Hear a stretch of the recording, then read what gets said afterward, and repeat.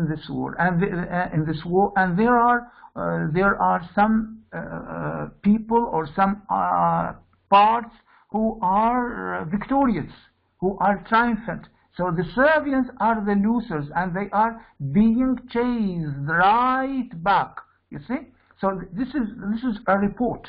This is a report of the war. That is, we know the goings on of the war through Luca.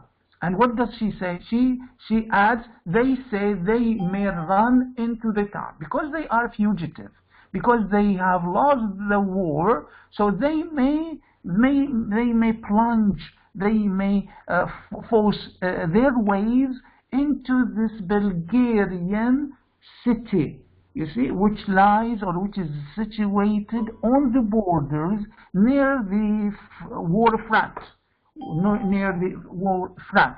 Our cavalry, she says, will be after them. There is chasing, you see. So the Serbians are losers, are defeated in one way, you see, and the Bulgarians are chasing them again.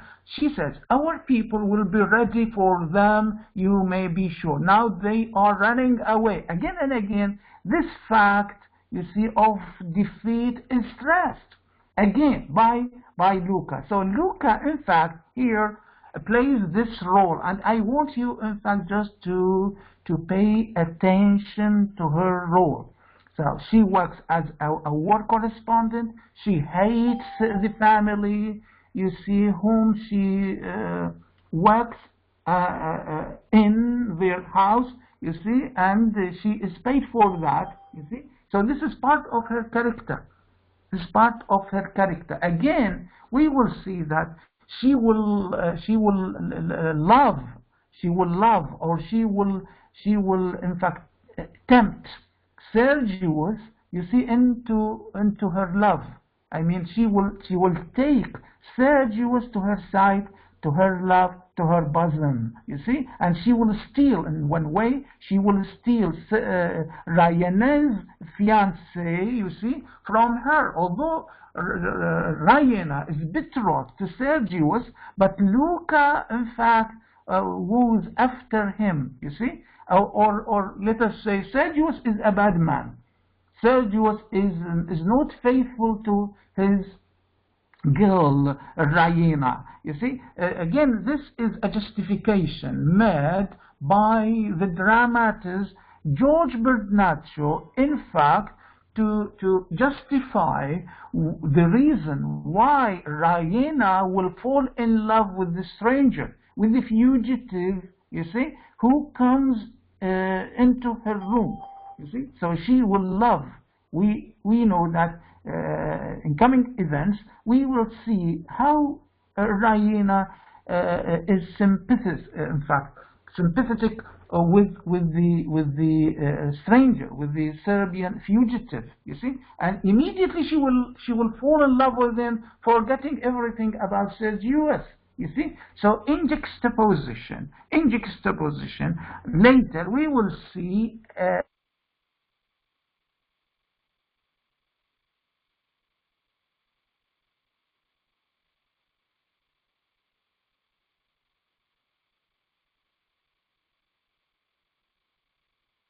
will agree, will respond to his flirtation, and the two, both of them, will forget everything about this relationship that connecting Sergius to Ryana. You see, this is very important. What does this mean? This means that the characters are developing. The characters are not static. They develop, they change their points of view, they change their ideas, you see, again and again. Our people were not so cruel. What a glory is there in killing wretched fugitives. Catherine, business-like, her housekeeping instinct aroused. I must see that everything is made safe downstairs. Raina, to Luca, leave the shutters so that I can just close them if I hear any noise. Catherine.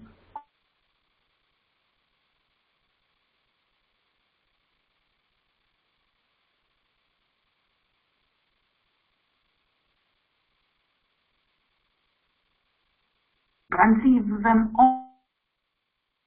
Then pass, Luca. Luca? Yes, madam. She. Don't be anxious about me. The moment I hear a shot, I shall blow out the candles and roll myself up in bed with my ears well covered. Catherine, quite the wisest thing you can do, my love. Good night, Raina. Good night. They kiss one another, and Raina's emotion comes back for a moment. Wish me joy of the happiest night of my life. If only there are no fugitives. Catherine, go to bed, dear, and don't think of that. She goes out. Luca, secretly to Raina. If you would like the shutters open, just give them a push like this. And she pushes them. They open, she pushes them to again. One of them ought to be bolted at the bottom, but the ball's gone. Raina, with dignity, reproving her. Thanks, Luca, but we must do what we are told. Luca makes a grimace. Good night. Luca carelessly. Good night. She goes out swiggering. Raina, left alone, goes to the chest of the drawers and adores the portrait there with feelings that are beyond all expression.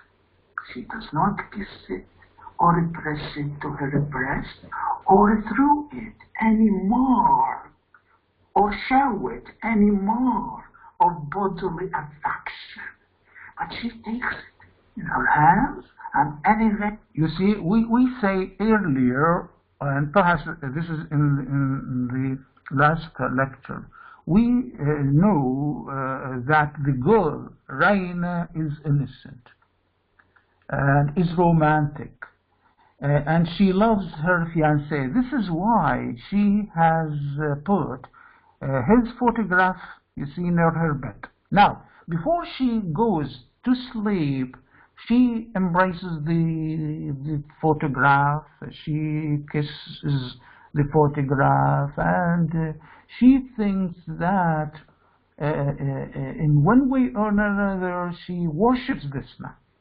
She worships, she adores this man, and she considers him as her hero, you see. And she doesn't, also she thinks that perhaps she is not up to him. She thinks that there's possibility that she is not worthy of him, you see. But later we will know by our eyes, you see, and we will see, in fact, this comes true, that she is mistaken, because her Sergius, her fiancé, the man she loves or she is betrothed to, is not faithful. I mean, he doesn't deserve. He doesn't deserve her, and she doesn't deserve him. This is why she will change. She will change immediately to this fugitive. She will fall in love with this Swiss, you see, soldier who comes, you see, as say a hostage, or say as a fugitive, you see, deserter from the war to her balcony and later to her bedroom. What does this mean? This means that the dramatists are giving excuses, are giving justifications for Raina to love this man. You see? So again, this is just development. I mean, from the beginning, we see, you see, the many sides of the same character, that is, many natures of the same characters again. And it's like a priestess, Raina, looking up at the picture with worship. Oh, I shall never be unworthy of you anymore, my hero, never, never, never. You see, I want you to pay attention to these words.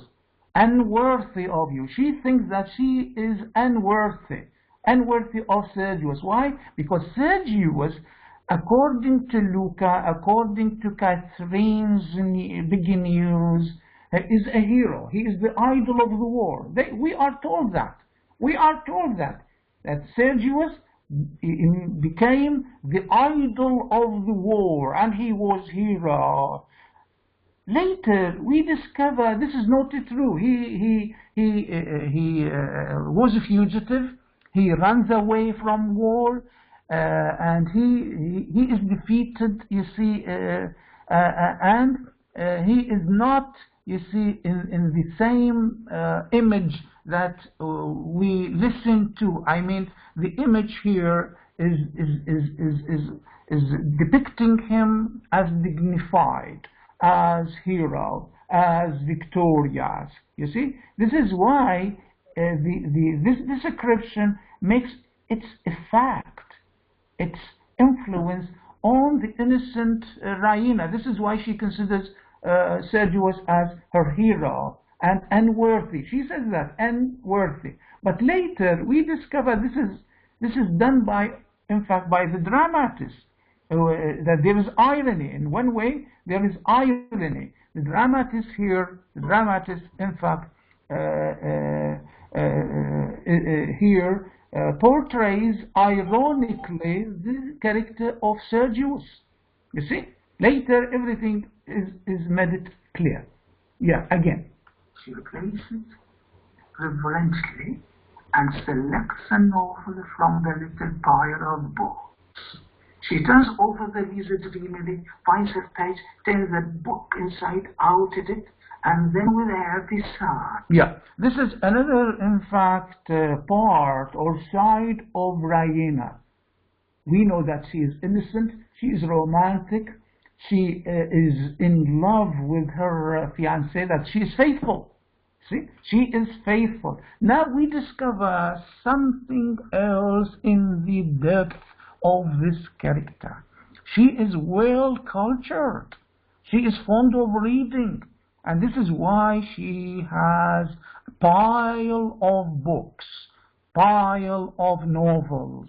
You see that she was fond of reading, although they are, as a family, you see, lived far away from city. They are, you see, in a border or on borders. They are on borders, you see, on the borders, far away from the capital, you see. But this means that they are, in one way, they are aristocrats. We say they are rich. They have library. They have library in their castle, and this is why, you see, she is fond of reading, and there are a pile of books, and she is accustomed, in fact, before going to sleep, to have one novel to read. Gets into bed and prepares to read herself to sleep. But before abandoning herself to fiction, she raises her eyes once more, thinking of the blessed reality, and murmurs, "My hero, my hero." A distant shudder breaks the quiet of the night outside. She stops, asleep, and two more shots, more nearer, follow, startling her so that she scrambles out of bed and hastily blows out the candle on the chest of drawers. Then, putting her fingers in her ears, she runs to the dressing table and blows out the live wire and hurries back to bed. The room is now in darkness. Nothing is visible but the glimmer of the light in the piece bowl before the image, and the starlight seen through the slits at the top of the shutters. The firing breaks out again, and there is a startling fossil sight quite close at hand. While it is still echoing, the shutters disappear, are pulled open from without, and for an instant the rectangle of snowy starlight flashes out with the figure of a man in black upon it. The shutters close immediately, and the room is dark again, but the silence is now broken by the sound of panting. Then there is a scream, and the flame of a match is seen in the middle of the room. Layla crouching on the bed. Who's there? The match is out instantly. Who is there? Who is that? A man's voice. In the darkness, subduedly, but threateningly. Go out, or you will be shot. Be good, and no harm will happen to you. She said, leaving her bed and making for the door. Take care. Take care. There's no use in trying to run away. Remember, if you raise your voice, my pistol will go off. Commandingly. Strike a light and let him